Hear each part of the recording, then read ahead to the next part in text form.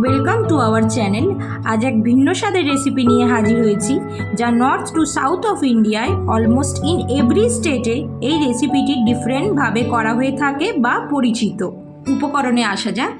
আমি পেঁয়াজকে দুরকমভাবে কেটে নিয়েছি কারি পাতা, রসুন আর শুকনো লঙ্কা, আদা, লঙ্কা কুচি, দই আর বেসন। দইটা আমি টক দই আর নিয়েছি সেদ্ধ করে রাখা আলুটাকে আমি আগে থেকে সেদ্ধ করে রেখেছি।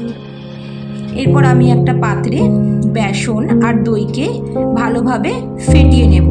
এই রেসিপিতে মেন উপকরণ হচ্ছে দই আর বেসন। এই রেসিপিটি নিউবর্ন মাদের জন্য ভীষণই উপকারী। এই রেসিপি ব্রেস্ট মিল্কের সিক্রিয়েশন বাড়ায়। এই রেসিপি আমি এখানে 4 চামচ বেসন আর 4 চামচের মতো টক দই নিয়েছি। আপনারা এখানে এই ক্ষেত্রে বেশিও নিতে পারেন, কমও নিতে পারেন। এবার আমি দুটোকে ভালোভাবে মিক্স করে নেব।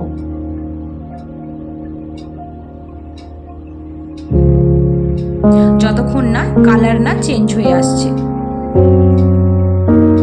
দেখুন কালার চেঞ্জ হয়ে গেছে। তারপরে আমি অ্যাড করে দিচ্ছি হলুদ, লঙ্কার গুঁড়ো। এখানে আমি লঙ্কার গুঁড়োটা কালারের জন্য নিয়েছি। দিয়ে দিচ্ছি ধনে গুঁড়ো এখানে 2 টিস্পুন নিয়েছি। জিরে গুঁড়ো আমি 2 টিস্পুন নিয়েছি। পরিমাণ মতো ও স্বাদ অনুযায়ী আমি এখানে নুন অ্যাড করছি। দিয়ে ভালো করে আমি এটাকে ফেটিয়ে নেব। যতটা আমি দই দিয়েছি তার থেকে 2 কাপ কি 3 কাপ কি 4 কাপ আমি জল অ্যাড করব।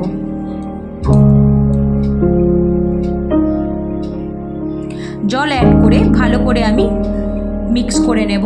দিয়ে কিছুক্ষণের জন্য ওটাকে আমি সাইডে রেখে দেব। চলে এলাম, আলুটাকে আমি এখানে ম্যাশ করে নিচ্ছি। আমি এখানে আলুর পকোড়া করব। আপনারা আপনাদের স্বাদ অনুযায়ী টেস্টের জন্য যেরকম পকোড়া পছন্দ করেন ওরকম করে নিতে পারেন। দিয়ে দিচ্ছি পেঁয়াজ কুচি, দিয়ে দিচ্ছি লঙ্কা কুচি, দিয়ে দিচ্ছি বেসন। আমি এখানে 2 টেবিল স্পুন বেসন দিয়েছি। হাফ টিস্পুন হলুদ দিলাম, সামান্য পরিমাণ কালো জিরে দিলাম, দিয়ে দেব স্বাদ অনুযায়ী নুন, আর কালারের জন্য দিলাম সামান্য পরিমাণ লঙ্কার গুঁড়ো। দিয়ে আমি ভালো করে ম্যাশ করে নেব। এই কারিবারি রেসিপিটি আমার এক নন বেঙ্গলি ফ্রেন্ডের কাছ থেকে শেখা। খুব টেস্টি এক রেসিপি। আমার এখানে ম্যাশ করা হয়ে গিয়েছে। এরপর আমি গ্যাস অন করে কড়াইটা গরম করতে দেব। আমার কড়াই গরম হয়ে গিয়েছে। দিয়ে দিচ্ছি আমি পরিমাণ মতো তেল। দিয়ে একে একে করে পকোড়াগুলো আমি ভেজে নেব। আমি পকোড়া ভাজার পর ফিরে আসছি। আমার এক এক করে সব পকোড়া ভাজা হয়ে গিয়েছে। এরপর আমি আরেকটি কড়াই গরম করে তাতে তেল দিয়ে সম্বারে দিয়ে দিচ্ছি শুকনো লঙ্কাটা আমি চিড়ে দিয়েছি। দিয়ে দিয়েছি গোটা মেথি, দিয়ে দিয়েছি গোটা জিরে, দিয়ে দিচ্ছি কিছুটা হিং, দিয়ে নাড়াচাড়া করে নেব। দিয়ে আমি কারি পাতা অ্যাড করছি। আমি কারি পাতা দিলে মনে করি কি সুন্দর একটা ফ্লেভার আসে। দিয়ে দিচ্ছি রসুনটা আমি আগে থেকে চপ করে রেখেছিলাম। আদাটাও দুটো একসাথে দিয়ে ফ্রাই করে নিচ্ছি। নিয়ে পেঁয়াজটা আমি দিয়ে দিলাম।